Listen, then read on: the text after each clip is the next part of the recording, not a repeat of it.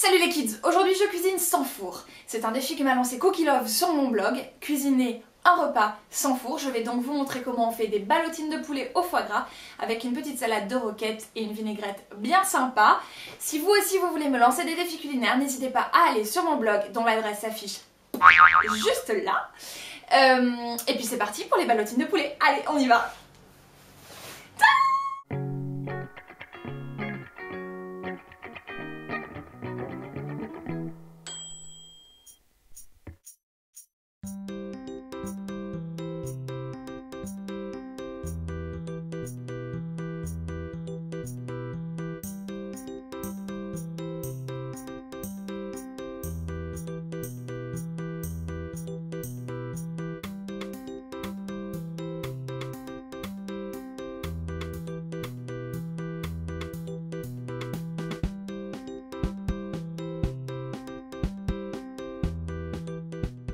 On commence par découper les suprêmes de poulet dans l'épaisseur de manière à avoir une épaisseur homogène d'environ un demi-centimètre.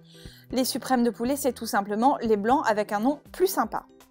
Et puis on les scarifie avec le couteau sans les découper complètement de manière à éviter qu'ils se recroquevillent pendant la cuisson.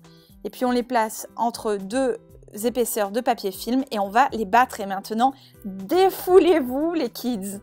Et ça nous permet d'attendrir la viande. Ensuite, on découpe la tranche de foie gras en bâtonnets d'environ 1 cm d'épaisseur. On sale, on poivre et on les laisse de côté. Et puis on commence à faire bouillir de l'eau. Ensuite, on va découper l'oignon et pour faire ça, on le tranche en deux. Ensuite, on le découpe dans la hauteur, dans la largeur et ensuite, on fait des petits carrés. Moi, je triche un peu, je le recoupe de manière à avoir vraiment des tout petits carrés. Puis on cisèle la ciboulette qu'on rajoute à l'oignon. On rajoute aussi la grenade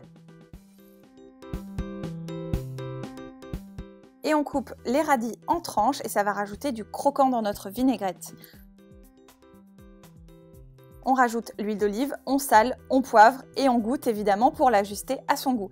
Voilà à quoi ça ressemble. Et puis on passe aux ballotines. Pour ça, on place un bâtonnet de foie gras dans un suprême qu'on enroule sur lui-même et ensuite on va le saucissonner avec du papier film. Voilà, on fait des nœuds sur les côtés pour pas que ça se défasse et puis on va les placer dans l'eau bouillante. Pour maintenir les ballotines dans l'eau bouillante et s'assurer qu'elles sont cuites de manière homogène, on place par-dessus un bol qui les maintient.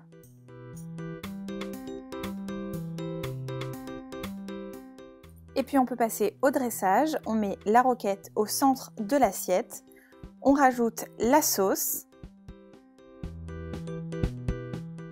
Par-dessus, on émiette les petits gâteaux apéritifs. Ceux-ci sont au pavot, mais vous pouvez en utiliser au parmesan par exemple. On découpe ensuite les ballotines, une fois qu'elles sont cuites, en tranches et on les dispose autour de la salade. Et enfin, on rajoute les graines germées. Et voilà les kids, régalez-vous bien!